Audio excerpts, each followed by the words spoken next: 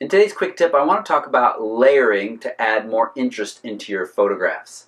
Now, one of the things that a lot of people say to me when they're first shopping for DSLRs is they want to be able to do that bokeh-y, blurry background look. And the reason why that is so popular is because it instantly adds some depth to your image by separating your subject in sharp focus from your background in soft focus. Now, you can't always do a blurry type background image. For some things it just doesn't work very well. And I have an example of one of those times where you can add interest in another way.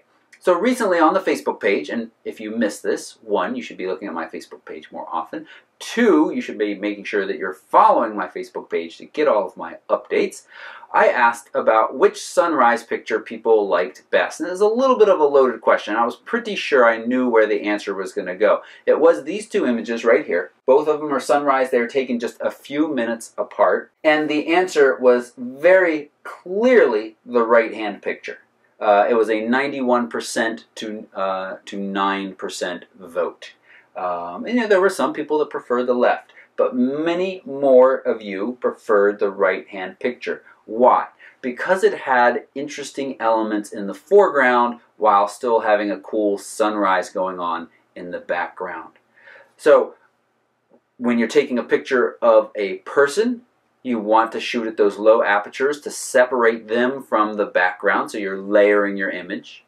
If you can't do that in the case of a sunset or sunrise picture, then you can simply find something interesting to put in the foreground while still having your beautiful scene in the background. I'm often a second shooter at weddings, and one of my favorite techniques is why they're getting their portraits done to find some interesting flowers or foliage or something that I can kind of shoot through and use to frame them. And immediately you're adding some depth to this image. It's just not this couple in focus, but you have something in front that is acting as framing, and it's usually out of focus because it's very close to the camera I'm using, and they are a little bit further away. So you want to layer your images to make them more interesting, either by blurring the background or by finding interesting objects. Now, I'll say one more quick thing about sunrises and sunsets because a lot of people ask about those, and I have these pictures up right here that we're looking at now.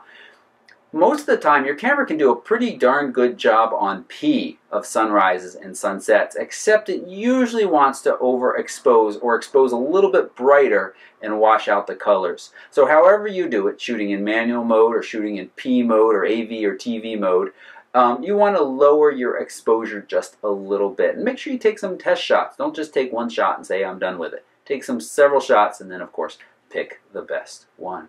So there you go.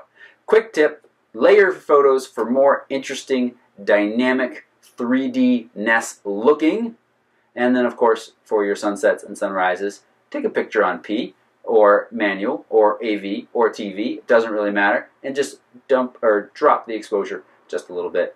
I hope this quick tip was helpful. I will be talking more about what makes a photo interesting in the future. This is going to be a series of, a separate series of discussions that I want to have. And I'm looking for your thoughts and opinions as well. And I'll be quizzing you and testing you and polling you. That's the word I was looking for. Some more. Thanks so much for watching. And if you haven't already, please subscribe. Thank you.